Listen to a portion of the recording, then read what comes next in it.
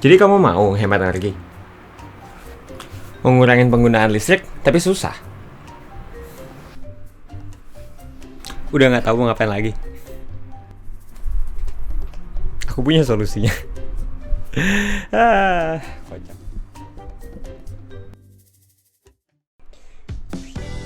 Oke, perkenalkan nama aku Manda. Jadi, aku ini bakalan cerita tentang Sustainable Development Goals punya Indonesia. Salah satunya, aku dapatnya SDG nomor 7 ya, yaitu tentang Affordable and Clean Energy. Jadi, Affordable and Clean Energy ini adalah suatu bentuk gimana SDG itu kan dibuat sama PBB kan. Nah, SDG ini PBB ini pengen gimana seluruh dunia seluruh negara-negara yang ikut terlibat di dalam PBB mereka bisa sama-sama mendevelop atau mengembangkan sumber energi yang murah, terjangkau, dan juga bersih. Nah, itu di SDG Sustainable Development Goals nomor 7, yaitu Affordable and Clean Energy. Nah, seperti kita tahu di dunia, khususnya di dunia nih gitu, kita tuh benar-benar bergantung sama yang namanya bahan bakar berupa minyak bumi, fosil, jadi bensin, jadi banyak lah pokoknya gitu, sama batu bara. Nah, kedua bentuk energi ini biasanya paling utama dikonversi jadi listrik. Nah, berarti apapun yang kita pakai, mau barang kebutuhan sehari-hari, mau banyak lagi kipas angin ini, laptop, dan kawan-kawannya, semua membutuhkan listrik. Nah, berarti kalau kita bisa memproduksi listrik sendiri tanpa harus dari batu bara ataupun dari minyak bumi, kurang lebih kita udah bisa berhasil nih beresin masalah utama. Karena dalam produksi listrik dari batu bara sama dari minyak bumi ini, itu tuh ngerusak lingkungan banget, teman-teman. Nah, ngerusak lingkungannya karena batu bara itu bakalan dibakar dan ngasilin asap karbon dioksida yang kotor, itu nyampe ke atmosfer dan kemana-mana, itu hanya untuk memproduksi listrik.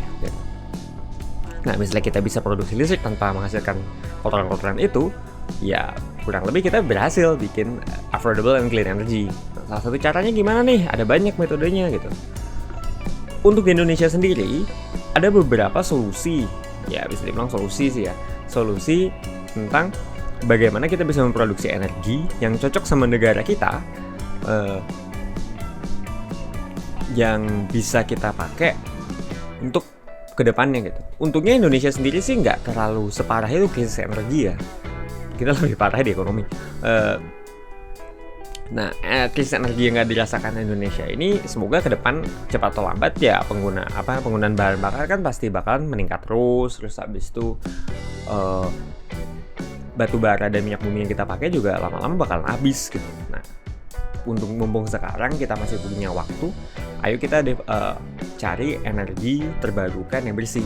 Nah, kalau menurutku di Indonesia sendiri, karena kita daerah pesisir, terus habis itu garis batas lautnya luas, terus kita di garis khatulistiwa juga, kita berada di Ring of Fire, daerah pegunungan, banyak gunung berapi, terus habis itu banyak tenaga panas bumi.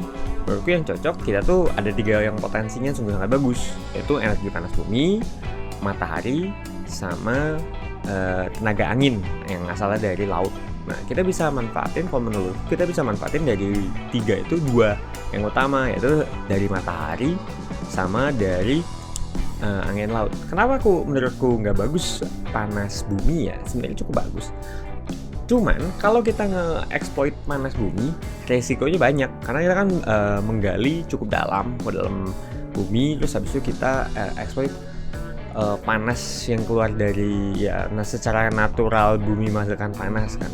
Contohnya aja di Lapindo gitu, pas waktu kita ngebor minyak aja udah kayak gitu, dan orang-orang nggak bakal tanggung jawab, ada potensi terjadi itu. Lain sama kayak solar panel sama kipas kayak model baling-baling gitu yang dipasang di laut, itu beda sama itu gitu. Bedanya adalah kalau kamu masang solar panel yang sebenarnya notabene-nya mudah ya, murah juga, sudah banyak kok solar panel yang dipasang di atap rumah-rumah yang bisa dipakai buat air panas. Nah, sekarang ya kenapa nggak kita pakai buat untuk jadi pembangkit listrik gitu untuk rumah-rumah sendiri gitu. Bahkan di Amerika sendiri perusahaan Tesla punyanya Elon Musk, dia itu kendaraan listrik ya, mereka bikin mobil listrik. Mereka juga bikin namanya wall powerhouse, jadi kayak power bank cuman buat rumah gitu, dan bisa juga dipakai buat ngecas mobilnya mereka. Dan mereka bikin solar panel berupa tile kayak gitu untuk di atap rumahnya masing-masing. Nah, jadi energi listrik yang anggaplah kita tiap atap rumah kita aja masing-masing gitu anggap dipasangin sel surya.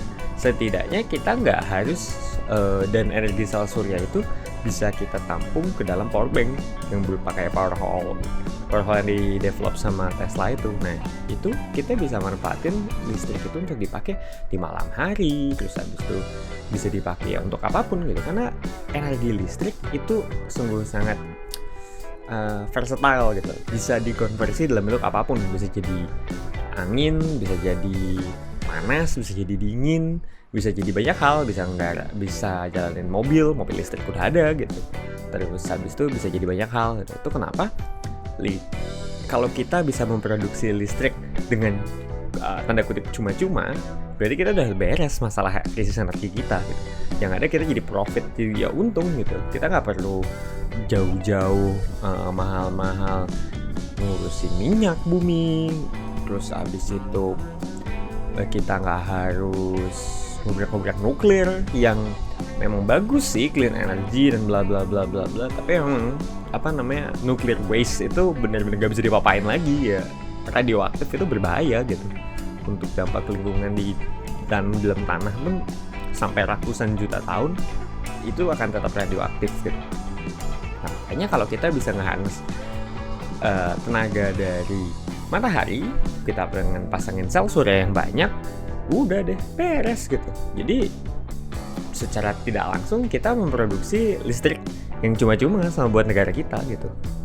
Dan juga misalnya kita bisa nambahin mau potensi yang lebih banyak, tapi ini butuh investasi lebih tinggi. Kita bisa masang kayak model kipas baling-baling gitu yang tenaga angin dari laut gitu. Nah, emang sih itu butuh biaya yang lebih tinggi, dan beberapa negara aku sempat cek yang udah make itu kayak di Inggris, Skotlandia gitu. Mereka anginnya emang kenceng gitu. Dan dipasangin itu memang sih gitu potensinya agak lebih repot ngurusnya untuk maintenance daripada kita penggunaan sekedar sel surya yang bisa kita pasang di atap. Paling ya kita bersihin, siram gitu juga, yang kalau berdebu atau gimana kita bisa bersihin gitu.